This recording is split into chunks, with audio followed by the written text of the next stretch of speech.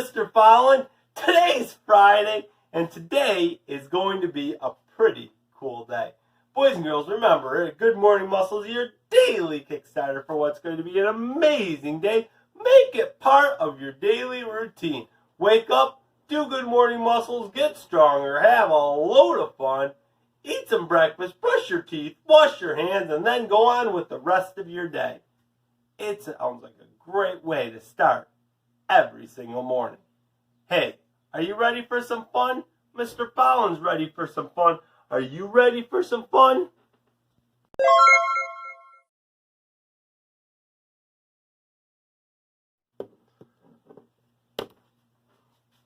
All right, let's get warmed up, and today we're doing a shout box warm-up. We do shout box warm-up every Friday, and today we're doing a cheerleading shout box warm-up.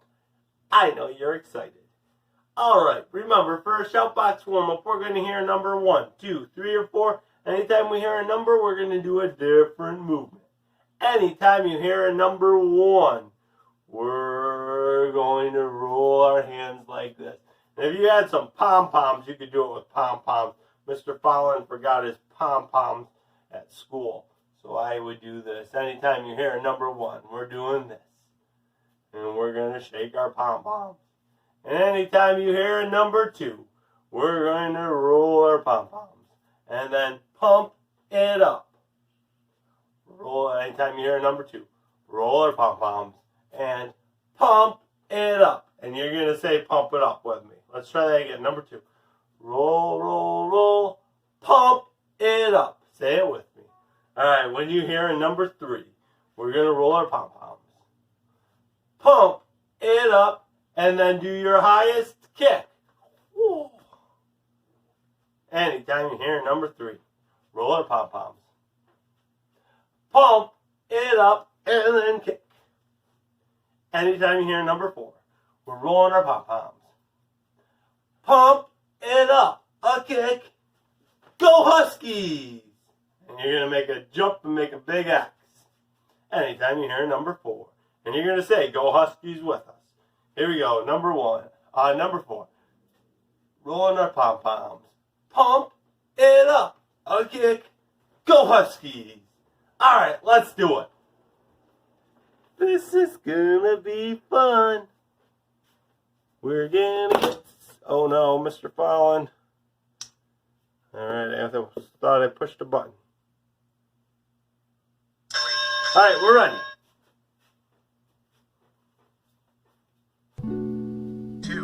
2. Roll them, pump it up. 3. Roll it, pump it up, and kick. Roll them, pump it up, and kick. 1. Roll. 3. Roll, pump it up, and kick. 1. Roll them. 3. Roll them, roll them, roll them, pump it up, and kick. 3.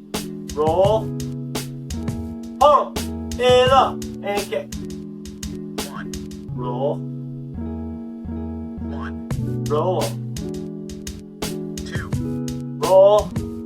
Pump it up. Say it with me. Roll them. Let's hear it. Pump it up and kick. 3. Roll them. Pump it up and kick. 2. Roll them. Pump it up. 2. Roll them. Pump it up. Rolling, pump it up and kick. 2. Roll them. Pump it up. Roll. Pump it up. Kick. Go Huskies. 2. Pump it up. 3. Pump it up. I wonder if you can kick higher than Mr. Fallon.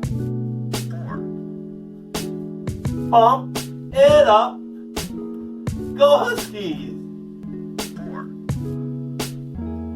Pump it up. Go Huskies! 1. One more minute. Keep rolling them. Keep rolling them.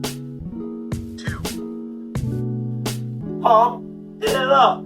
2. Pump it up. 3. Pump it up and kick. 1. Roll them. 2. Pump it up. 3. Pump it up. 1. 20 more seconds. Finish strong. Pump it up. The Huskies. 3. Pump it up. 1. 2. Pump it up. 3. Pump it up. Good job.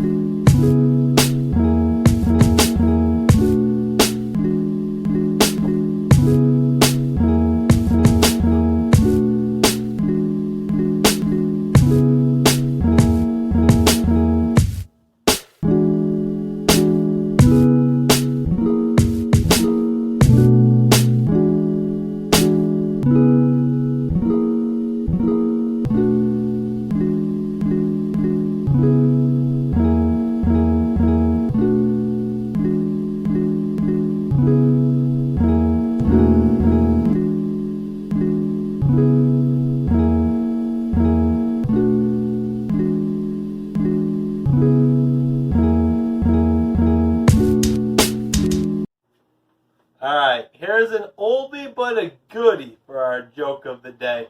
Have you ever heard this one before? Why was 6 afraid of 7? Have you heard this one before? Because 7, 8, 9.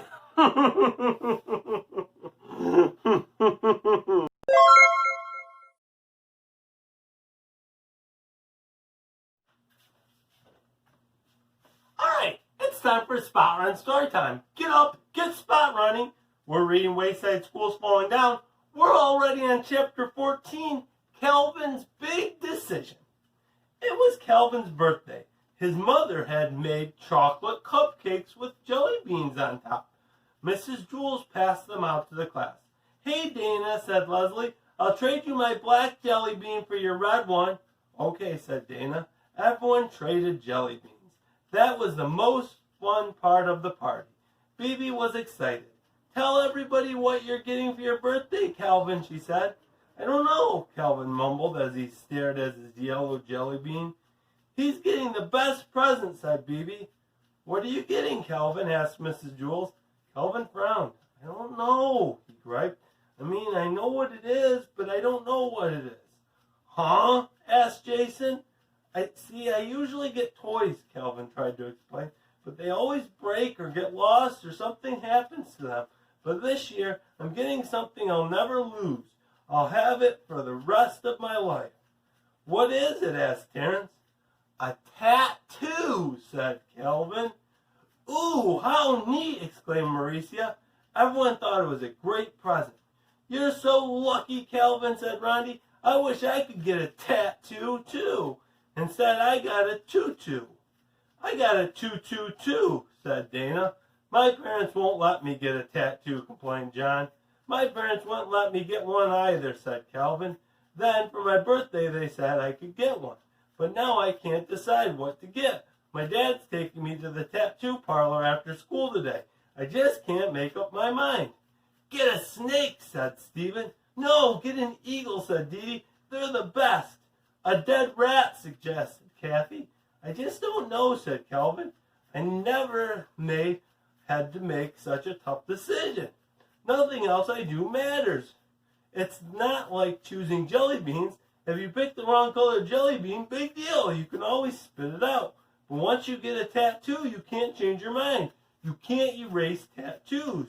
Whatever I get, I'll have for the rest of my life.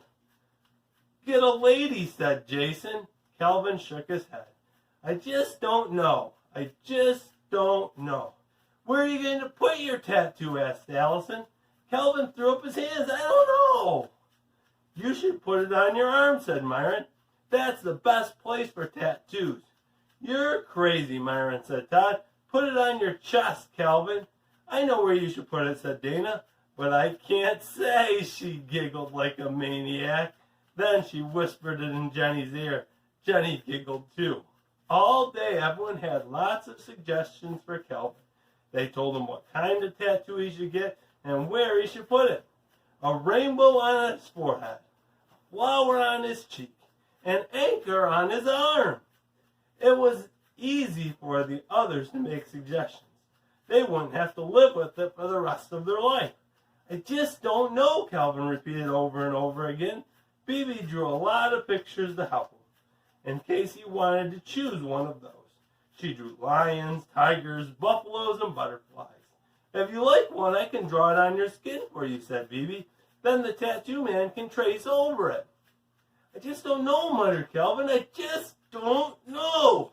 After school, Calvin's father picked him up and drove him to the tattoo parlor. The next day, when he walked into class, everyone stared at him. They couldn't see a tattoo. Did you get one? Asked Mauricia. Calvin smiled. Yup, he said. Where is it? Asked Jason. Dana gasped. I know where, she exclaimed. She and Jenny giggled. Well, what'd you get? Asked Todd. It was a real tough decision, said Calvin.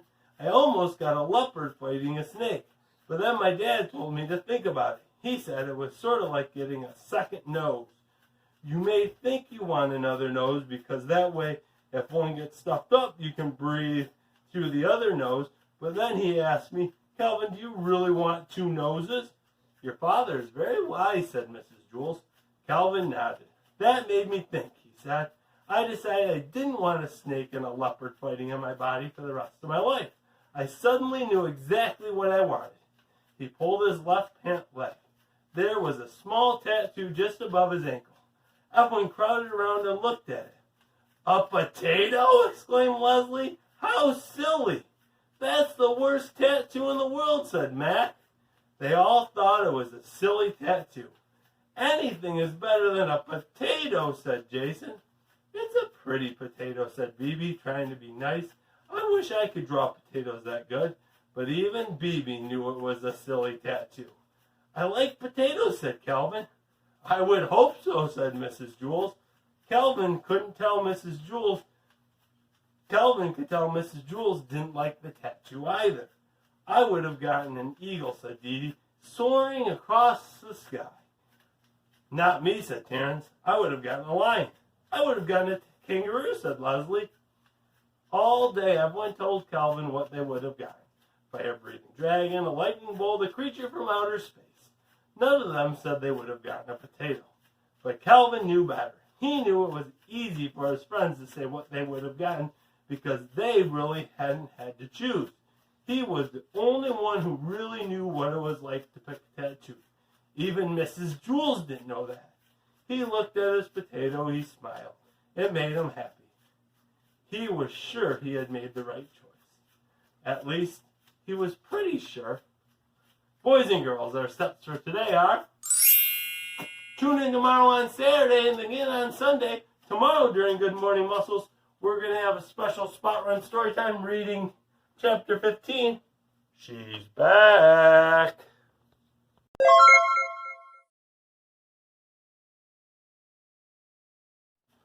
It's now time for top 3. And today we're going to talk about Mr. Fallon's top 3 favorite superheroes. Number 3, Batman. Number 2, Snake Eyes from G.I. Joe. And number 1, it's Raphael from the Ninja Turtles. Boys and girls, put your top 3 favorite superheroes in the comment section below. Can't wait to see.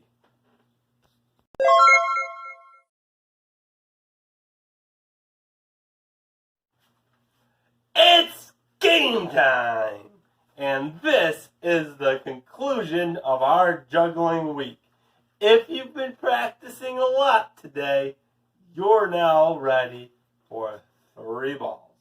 And today when we do this, you can do it with 3. You can do it with 2. You can do it with 1. You can do it with paper balls. You can do it with your shopping bags. Whatever works best for you. Everybody's different, and everybody's practiced a different amount than other people. So if you're not quite where Mr. Fallon is, practice a different way. Let's review quickly what we did yesterday. Yesterday we used 2 paper and tape balls, and we said we tossed it here and went right around in a circle like this. We're hopeful that you practiced this a lot yesterday because you're going to have to be fabulous at it. And you're going to have to be able to do it really fast if you want to be successful with what we have for today. Alright, today we're going to add our 3rd ball to the game. And again, if you want to do this with 1 and just toss it back and forth like this and practice with 1, that's great. If you want to practice with 2 like we just did, that's great. But if you're ready for the challenge, this is how you're going to do it with 3. You're going to start off with 2 balls, and Mr. Fallon likes starting off with 2 balls in his best hand. Mr. Fallon's best hand is his right hand. That's which hand I write with and I throw with. It's my best hand. I'm going to start off with 1 ball in my not best hand. So that's going to be my left hand. When I start, I'm going to toss up one of the balls from my right hand. As soon as I toss this one up, Mr. Fallon then needs to toss this one up. And as soon as I toss this one up, then Mr. Fallon needs to toss up the other one. And as I'm doing that, Mr. Fallon needs to catch, and as soon as I catch it, toss it back up. It's a tough challenge. But you can do it if you practice. Let's watch how it looks. 2 in my right hand. I'm going to start off tossing with this hand. It looks like this. As soon as I catch it, I need to toss it back up in the air.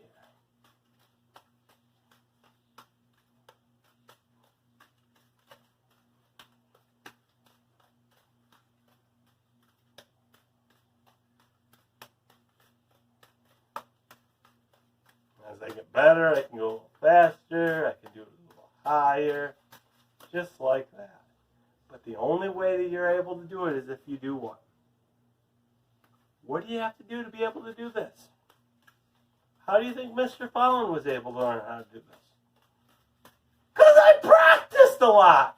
So you're going to need to practice a lot. Let's review what you need to do again. Start off with 2 in your best hand, 1 in your not best hand. Start off by tossing up one of the balls you have in your best hand. And then switch. And then keep going. And keep going. Boys and girls, practice it so much. I can't wait for you to show Mr. Fallon how well you can juggle it. And again, use the paper balls, use some shopping bags, use 1, use 2, use 3, but practice, practice, practice.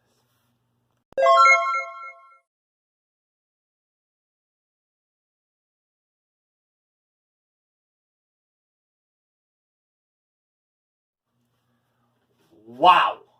Another week finished. Where does the time go? Wow, I can't believe it. Boys and girls, you worked hard this week. I had a lot of fun this week. I can't believe how good of a juggler you're becoming. Just keep practicing it, and you're going to grow up and you're going to be the world's best juggler. You'll get to go on America's Got Talent and show everyone how great of a juggler you are. And Mr. Fallon will be able to watch you on TV. I can't wait for that day. But the only way that day is going to come is if you practice. Boys and girls, this weekend, get outside, practice, have some fun, and just get so much stronger. And in the meantime, we'll see you back here. If you want to come back over the weekend, we'll have 2 episodes of Spot Run Story Time on Saturday and Sunday. And then we'll be back on Monday for a new episode of Good Morning Muscles. Can't wait for that. But in the meantime, you have an awesome day, and we'll see you later. Muscles! We